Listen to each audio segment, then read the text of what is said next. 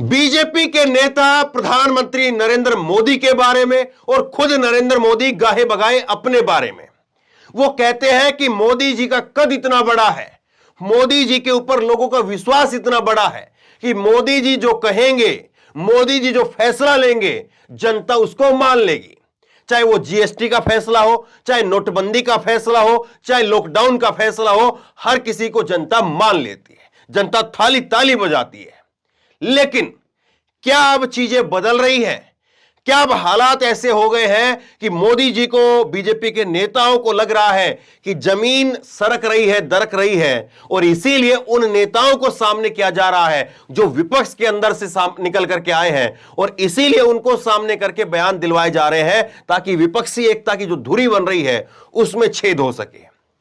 मैं एक एक करके 3 बड़े नेताओं के बयान आपके सामने रखूंगा और फिर आप बताइए कि वाकई कोई क्रोनोलॉजी दिखाई दे रही है क्या? वाकई जो है वो मोदी जी की जमीन वो खत्म होती हुई दिखाई दे रही है? आप क्या सोचते हैं? नीचे कमेंट बॉक्स में लिख करके मुझे अपनी राय ये पूरी वीडियो देखने के बाद जरूर दीजिएगा।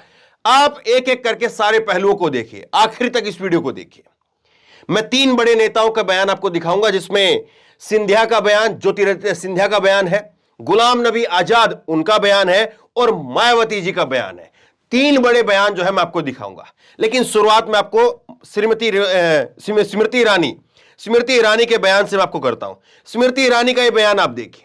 अमर उजाला की खबर है, राहुल गांधी को देश की नहीं राजनीतिक विरासत की चिंता है। यह अभी की हाल की ताजा खबर है। दरअसल क्या होता था कि विपक्षी पार्टियों पर हमला करवाने की बात हो, विपक्षी पार्टी हमला यानी कि बयानबाजी, और चाहे जो है राहुल गांधी पर जो है वो बयानबाजी करवानी हो तो उसके लिए बीजेपी के नेताओं को आगे लाया जाता था। अनुराग ठाकुर को आगे ले आए और रविशंकर प्रसाद को आगे ले आए। जब लगा कि इनसे बात नहीं बन रही है, माहौल तैयार नहीं हो रहा है, तो स्मृति ईरानी को आगे ले आए। लेकिन अब लग रहा है कि इनसे भी बात नहीं बन रही है।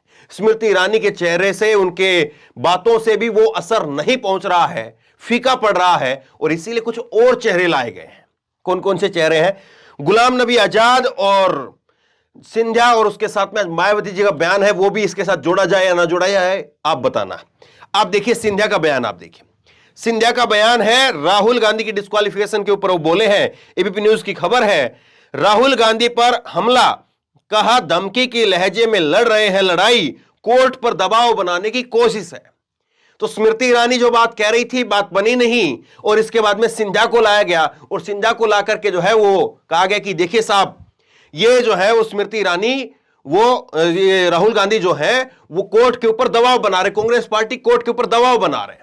अब दूसरा बयान देखिए, मैं इस पर विस्तार से चर्चा करूंगा। दूसरा बयान मैं आपको दिखाता हूं। दूसरा बयान जो है वो आप गुलाम नबी आजाद का देखिए। गुलाम नबी आजाद का बयान है कि पीएम मोदी ने कभी बदले की भावना से काम नहीं किया, राजनेता जैसा बर्ताव किया। गुलाम नबी आजाद ने की खूब तारीफ। ये 2 हो गए, और उसके बाद में मायावती जी के 3 ट्वीट है, वो मैं आपको एक एक करके आपको दिखाऊंगा। मायावती जी ने हवा में उड़ गए जय श्री राम, कभी उन्हीं के पार्टी के सबसे बड़े नेता जिसने वो बयान दिया, आज उन्हीं के जो है उस बयान के एक तरह से खिलाफ के अंदर वो मायावती जी का जो है बयान सामने आया, तो उसको भी आप देखिएगा। खैर, अब सिंधिया से शुरुआत करते हैं। सिंधिया की एक खबर आप देखिए, भास्कर में छपा, जागरण में छपा है, first class citizen versus third class citizen, अब कांग्रेस में नहीं बची है विचारधारा।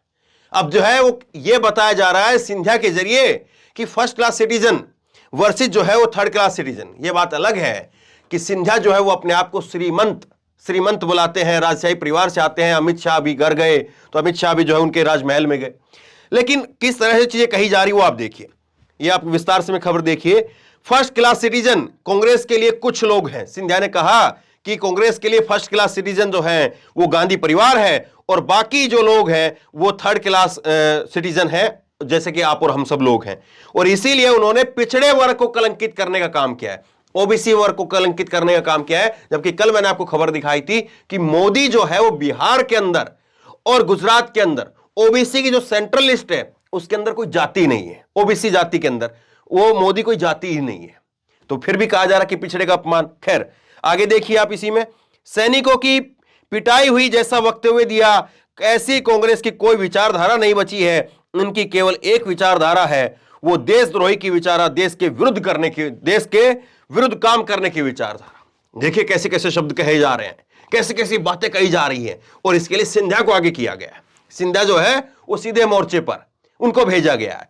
अब देखिए दूसरी खबर, ये जो है वो भारत समाचार ने भी इसी सिंधिया की खबर छापी, वो भी जरा आप देख लीजिए। भारत समाचार ने लिखा है कि केंद्रीय मंत्री सिंधिया का बयान, सिंधिया ने राहुल पर निशाना साधा, लोकतंत्र से खिलवाड़ कर रही है, संसद को नहीं चलने दिया जा रहा है। तो ये जो है वो कह रहे कि संसद को नहीं चलने दिया जा रहा, सत्ता पक्ष में बैठ करके देखे वो उनसे कहलवाया जा रहा है इस बात को। राहुल गांधी कोर्ट पर दबाव बनना जाना चाहते हैं, पहले भी सांसदों की सदस्यता रद्द हुई है, इस बात को इन्होंने कहा।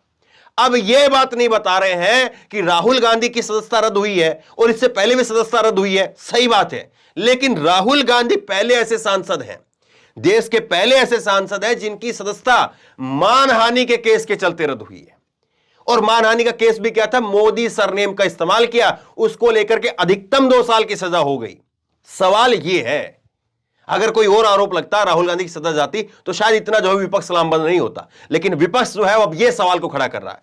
अब चलिए अगले बयान पर। अगला बयान जो है वो आप देखिए गुलाम नबी आजाद का, और गुलाम नबी आजाद का बयान जो है वो आप देखिए। गुलाम नबी आजाद कह रहे हैं कि मोदी ने कभी बदले की भावना से काम नहीं किया, खूब तारीफें की जम करके, और कहा कि 370 जब हटाई मैंने खूब उनके खिलाफ बोला, खूब उनके खिलाफ मोर्चा खड़ा किया, लेकिन मोदी ने कभी बदले की भावना से काम नहीं किया। और कांग्रेस के साथ में कौन गठबंधन करेगा, इसी खबर के अंदर जो है वो गुलाम नबी आजाद आगे जिक्र कर रहे हैं कि कांग्रेस के साथ में कौन गठबंधन करेगा, जो गठबंधन करता है वो तो हारता है। तो क्या गुलाम नबी आजाद को भी पूरी तरह से जो है वो जम्मू कश्मीर में सौंप दिया गया है कि आप तैयार करिए माहौल और उसके बाद में जैसे भी होगा फिर देख लेंगे? क्या यह बात हुई है? गुलाम नबी आजाद जो है वो कह रहे हैं कि मैं मोदी को क्रेडिट देना चाहूंगा कि मैंने उनके साथ जो भी किया, लेकिन वह श्रद्धापूर्ण रहे, सद्भावनापूर्ण रहे। विपक्ष के नेता के तौर पर सीए, हिजाब विवाद, आर्टिकल 370 और जैसे मुद्दों पर मैंने उनको खूब घेरा, लेकिन पीएम मोदी ने कभी बदले की भावना से काम नहीं किया, उन्होंने एक राजनेता जैसा ही हमेशा बर्ताव किया। अब खैर इसमें ढेरों बयान ऐसे हैं गुलाम नबी आजाद साहब के जो निकाल करके सुनाए जा सकते हैं और इनसे आज पूछा जा सकता है। इनसे केवल इतना ही पूछ लिया जाए कि 370 के ऊपर आज इनका स्टैंड क्या है, बस केवल इतना पूछ लिया जाए। क्या ये चाहते कि 370 दोबारा से बहाल हो या जैसे है वैसे ही चलती रहे, 370 अब नहीं आना चाहिए? क्या इसके पक्ष में है? पूछ लिया जाना चाहिए, बस केवल इतना भर। और बाकी तो ढेरों अगर सुनाएंगे तो फिर बात लंबी चली जाएगी। अब सोचिए गुलाम नबी आजाद को आगे क्यों किया गया। अब तीसरे जो नेता के बात पर आते हैं, तीसरे नेता के बयान पर आते हैं। पहले आप ये देखिए, हिंदुस्तान की खबर है, हवा में उड़ गए जय श्री राम के नारे पर स्वामी प्रसाद मौर्य के खिलाफ धार्मिक भावनाएं भड़काने का मुकदमा दर्ज। स्वामी प्रसाद मौर्य समाजवादी पार्टी के नेता, उन्होंने कहा, जो नारा 1983 में दिया गया था, 1993 में दिया गया था कि मिले मुलायम काशीराम, हवा में उड़ गए जय श्री राम, उन्होंने इस बात को कहा। और इस बात को लेकर के अब किसको सामने लाया गया? हालांकि इन पर मुकदमा दर्ज हो गए वो तो एक अलग बात है, लेकिन सामने किसको लाया गया? सामने लाया गया है मायावती जी को। और मायावती जी का बयान आप देखिए। हालांकि कुछ लोग कह सकते हैं कि ये मायावती जी को लेकर के आप गलत बोल रहे हैं, हो सकता है मैं गलत बोल रहा हूं, लेकिन आप इस क्रोनोलॉजी को देखेंगे तो फिर आप क्या कहेंगे उस पर सवाल है।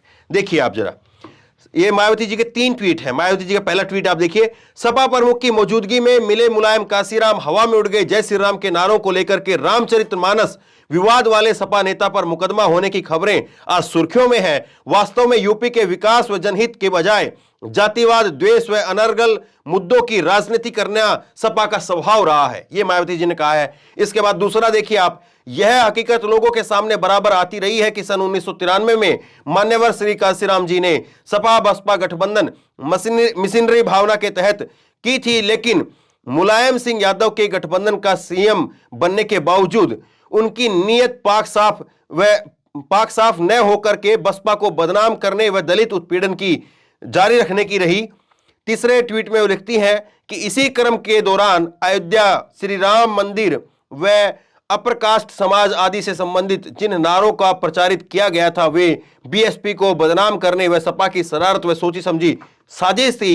अतः सपा की ऐसी हरकतों से खास करके दलित, अन्य पिछड़े और मुस्लिम समाज के लोगों को सावधान रहने की जरूरत है। यह मायावती जी का बयान है। अब जो है इन तीनों चीजों को देख करके आप क्या कहेंगे? अब कह सकते हैं कि ये तीनों नेताओं ने अपने अपने हिसाब से, अपने अपने तरीके से, अपनी अपनी पार्टी को देख करके, अपनी अपनी विचारधारा को देख करके बयान दिया है, जबरदस्ती इनको जोड़ा जा रहा है। आप ये भी कह सकते हैं।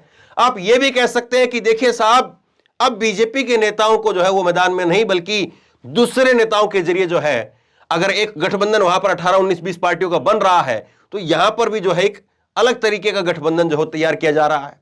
सोचिए जरूर इस बात को, और सोचिए ये भी इस बात को कि जो जिन मोदी जी को लेकर के बात होती है कि पूरा देश उनकी बात पर यकीन करता है, पूरा देश सब कुछ कहता है, तो क्यों नहीं मोदी जी जो है वो एक बार टीवी पर आकर के शाम को 8 बजे वो बता दे सारी बातों को, समस्या ही खत्म हो जाएगी। कम से कम संसद तो चले, जो संसद ठप पड़ी है, बता दे देश के लोगों को, पूरा का पूरा कांग्रेस को, पूरी की पूरी जो 18, 19, 20 विपक्ष की पार्टियां हैं उन सबको बेनकाब कर दे, बता दे आज टीवी पर आकर के कि देखिए संसद क्यों नहीं चल रही है, बता तो दे, बोल तो दे, लेकिन नहीं, चीजें ऐसे ही चलती है।